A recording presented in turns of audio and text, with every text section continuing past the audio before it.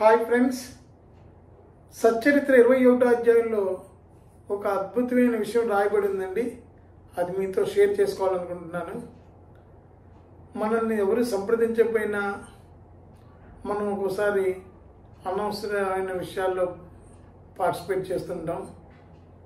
ఇదే విషయం పండరీపురం ప్లీడర్ల గదిలో జరిగిందండి. ఆయన సబ్జడ్జి నోల్కర్ అన్న అతను ఒంట్లో బాగోపోతే షిర్డీ వెళ్ళటం జరుగుద్ది. ఏ ఔషధం పుచ్చుకోకుండా షిర్డీ వెళ్ళేంత మాత్రాన రోగం తగ్గుతుందా అని రకరకాలుగా కామెంట్ చేస్తుంటారండి. అందులో ఒక ప్లీడర్ కూడా వాదిస్తాడు అండి. కొద్దిగా బ్యాడ్గా నెగిటివ్గా కామెంట్ చేయడం జరుగుద్ది నోల్కర్ విషయంలో. తర్వాత ఇదే ప్లీడరు బాబా బ్లెస్సింగ్స్ తీసుకోవడానికి షిర్డీ వెళ్ళడం జరుగుద్ది. షిర్డీ వెళ్ళాక దక్షిణ సమర్పించి ఓ చోట కూర్చుంటాడు.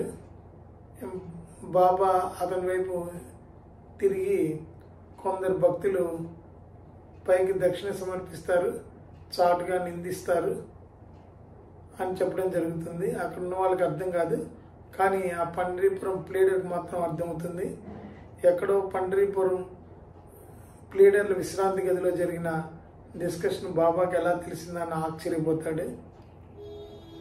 ఆయన మన అంతరాత్మపై అధికారిని ఆయనకు తెలియకపోవచ్చు. ఆయన సర్వజ్ఞుడు, సర్వాంతర్యామి. ఆయన ఎప్పుడైతే ఇలా చెప్పాడో అది కూడా దోషం కాదు, నాకు అది ఆశీర్వాదమే అని సంతోషపడతాడు.